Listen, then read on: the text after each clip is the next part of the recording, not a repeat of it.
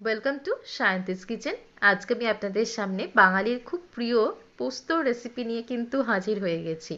গরম ভাতের সঙ্গে এই রেসিপিটা খেতে কিন্তু অসাধারণ লাগে। পেঁয়াজ পোস্তের রেসিপি শেয়ার করে দেখাবো আজকে। তো চলুন শুরু করা যাক আজকের এই রেসিপিটা।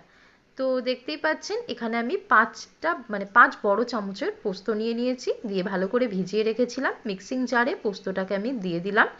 এরপর আমি এর মধ্যে অ্যাড করে দিচ্ছি একটা কাঁচা লঙ্কা, গোটা কাঁচা লঙ্কা এখানে ব্যবহার করছি, দিয়ে এটা পেস্ট করে নেবো খুব ভালো করে। কিন্তু কড়াই গরম হয়ে গেছে, দিয়ে দিচ্ছি এর মধ্যে 2 টেবিল স্পুন সর্ষের তেল। রান্নাটা টোটালি আমি সর্ষের তেল করব, আর সত্যি বলতে সর্ষের তেল ছাড়া কিন্তু মোটেই ভালো লাগবে না। তেল গরম হয়ে গেছে, দিয়ে দিলাম একটা শুকনো লঙ্কা ফোড়ন, দিয়ে দিচ্ছি এবার এর মধ্যে 1 স্পুন কালো জিরে। তো শুকনো লঙ্কাটা আমি ফাটিয়ে দিইনি, আপনারা চাইলে কিন্তু ফাটিয়ে দিতে পারেন, আমি এখানে গোটাটাই ব্যবহার করলাম। একটু সটে করে নিচ্ছি।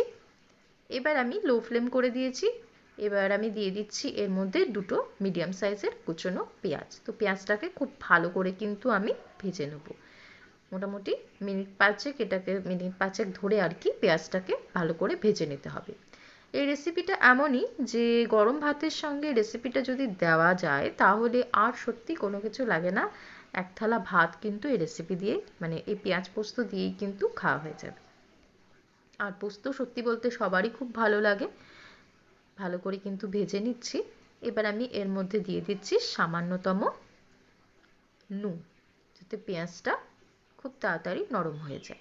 নুনটা অবশ্যই বুঝে শুনে দেবেন। মিশিয়ে দিচ্ছি।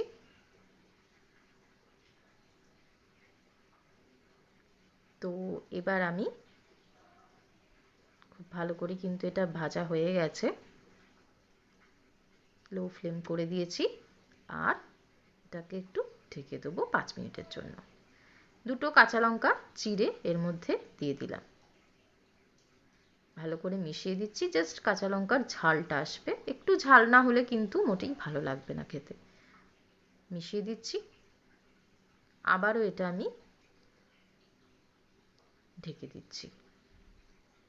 দেখতেই পাচ্ছেন পেঁয়াজটা টোটালি কিন্তু ভাজা হয়ে গেছে। এবার আমি যে পোস্তটা বেটে রেখেছিলাম সেটা এর মধ্যে পুরোটা দিয়ে দিচ্ছি। যা রয়েছে বাটির মধ্যে সবটাই কিন্তু এখানে ব্যবহার করছি।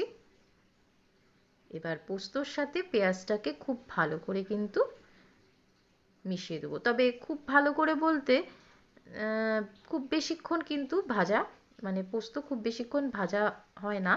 তো একটু ভালো করে কষিয়ে নিয়ে তারপর আমি এটা গরম গরম সার্ভ করে দেবো। খুব বেশি নাড়াচাড়া এটা করব না। মিশিয়ে দিলাম। গন্ধটা কিন্তু সত্যি বলতে অসাধারণ হয়েছে। মিশিয়ে দিচ্ছি। আবারও এটা আমি ঢেকে দেবো। দেখতেই পাচ্ছেন পেঁয়াজ পোস্ত একদম রেডি। আমি এটা এবার গরম গরম সার্ভ করে দেবো, আর আরেকটু ঢেকে দিয়ে রেখে দিচ্ছি 5 মিনিটের জন্য। তো আমার পেঁয়াজ পোস্তের রেসিপি একদম রেডি। আমি এটা গরম গরম সার্ভ করে দিয়েছি প্লেটে। অবশ্যই বাড়িতে একবার ট্রাই করবেন। আশা করছি আপনাদের খেতে কিন্তু ভালো লাগবে। ধন্যবাদ।